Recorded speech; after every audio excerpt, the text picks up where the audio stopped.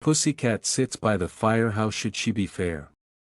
In walks the little dog, says, Pussy, are you there? How do you do, Mistress Pussy? Mistress Pussy, how do you do? I thank you kindly, little dog, I fare as well as you. Once upon a time there was a pussy cat called Ribby, who invited a little dog called Duchess to tea. Come in good time, my dear Duchess, said Ribby's letter, and we will have something so very nice. I am baking it in a pie dish with a pink rim.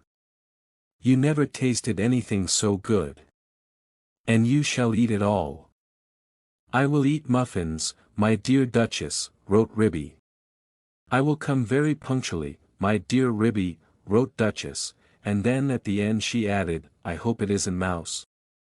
And then she thought that did not look quite polite, so she scratched out, isn't mouse, and changed it to, I hope it will be fine, and she gave her letter to the postman. But she thought a great deal about Ribby's pie, and she read Ribby's letter over and over again.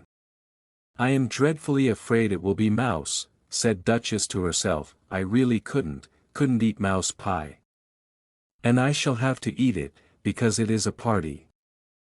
And then my pie was going to be veal and ham.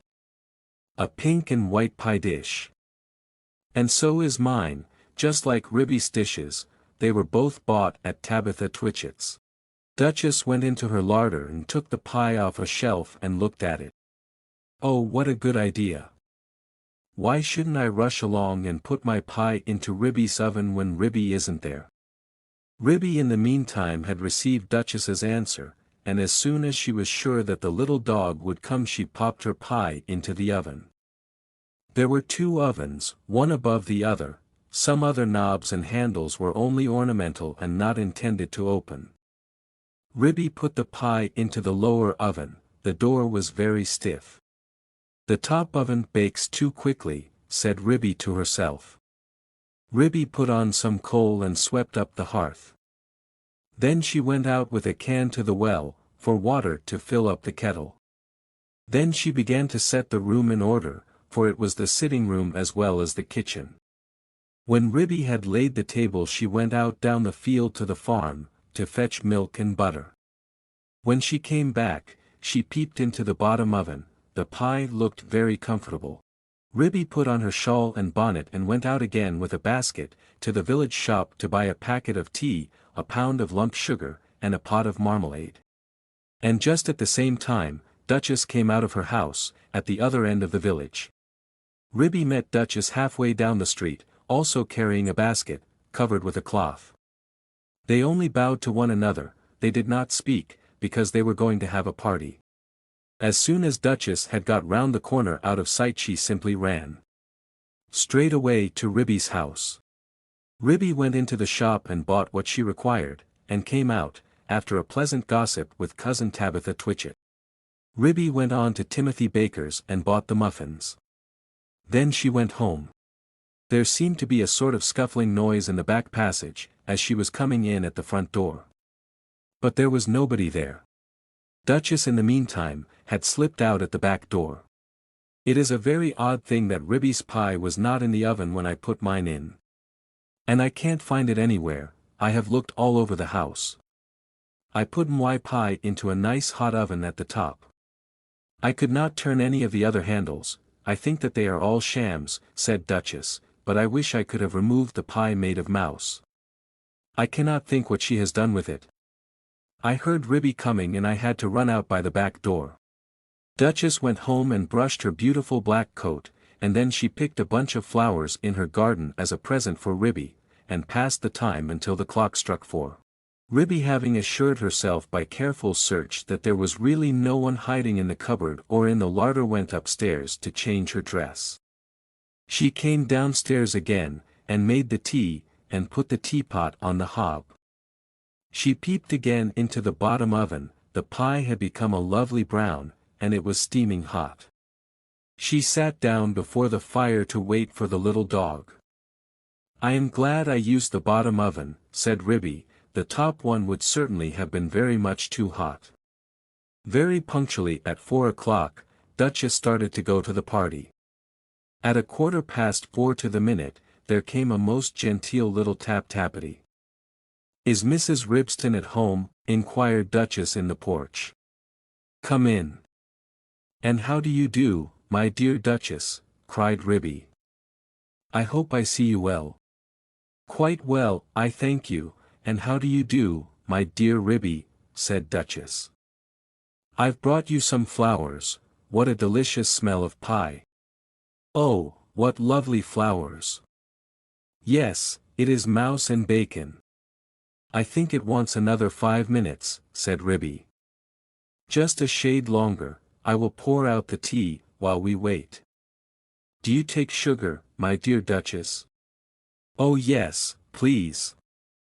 "My dear Ribby, and may I have a lump upon my nose?" "With pleasure, my dear Duchess." Duchess sat up with the sugar on her nose and sniffed. "How good that pie smells! I do love veal and ham, I mean to say mouse and bacon." She dropped the sugar in confusion, and had to go hunting under the tea table, so did not see which oven Ribby opened in order to get out the pie. Ribby set the pie upon the table. There was a very savory smell.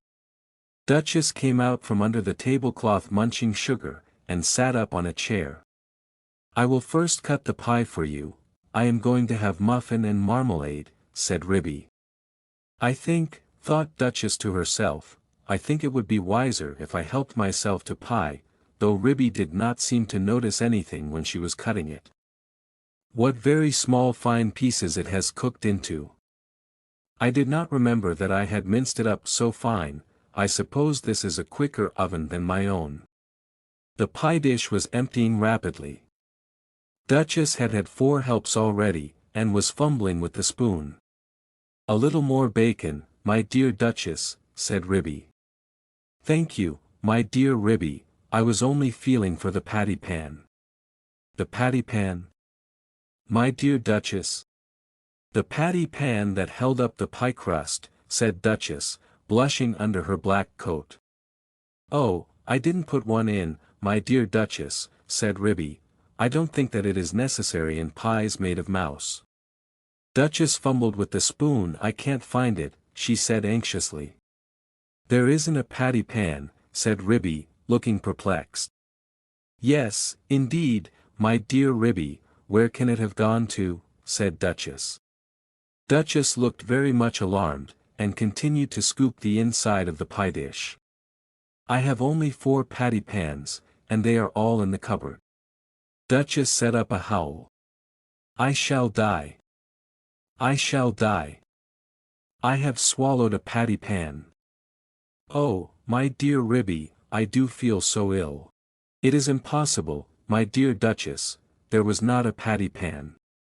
"Yes there was, my dear Ribby, I am sure I have swallowed it." "Let me prop you up with a pillow, my dear Duchess, where do you think you feel it?"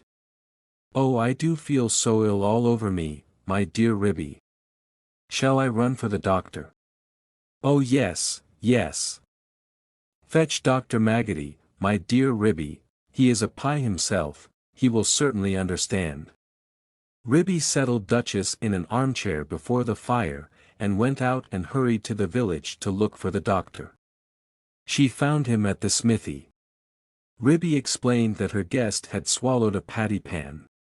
Dr. Maggotty hopped so fast that Ribby had to run. It was most conspicuous. All the village could see that Ribby was fetching the doctor.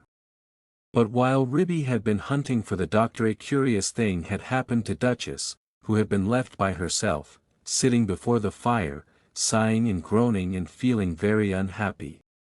"How could I have swallowed it? Such a large thing as a patty pan." She sat down again, and stared mournfully at the grate. The fire crackled and danced, and something sizzled. Duchess started. She opened the door of the top oven. Out came a rich steamy flavor of veal and ham, and there stood a fine brown pie, and through a hole in the top of the pie crust there was a glimpse of a little tin patty pan. Duchess drew a long breath. "Then I must have been eating mouse. No wonder I feel ill." But perhaps I should feel worse if I had really swallowed a patty pan. Duchess reflected, what a very awkward thing to have to explain to Ribby. I think I will put my pie in the backyard and say nothing about it. When I go home, I will run round and take it away. She put it outside the back door, and sat down again by the fire, and shut her eyes. When Ribby arrived with the doctor, she seemed fast asleep. I am feeling very much better, said Duchess, waking up with a jump. I am truly glad to hear it.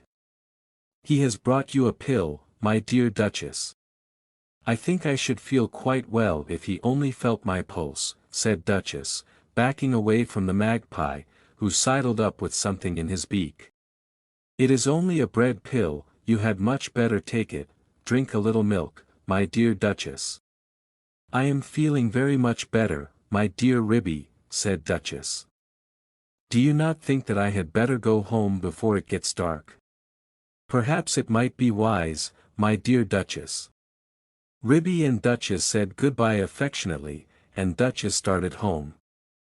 Halfway up the lane she stopped and looked back. Ribby had gone in and shut her door.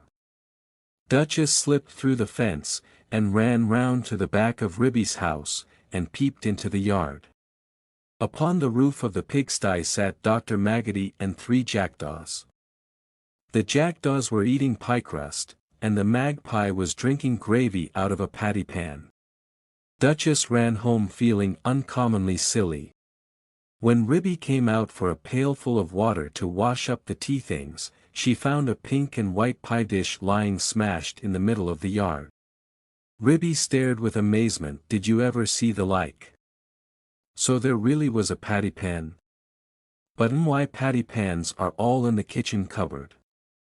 Well, I never did. Next time I want to give a party I will invite Cousin Tabitha Twitchit.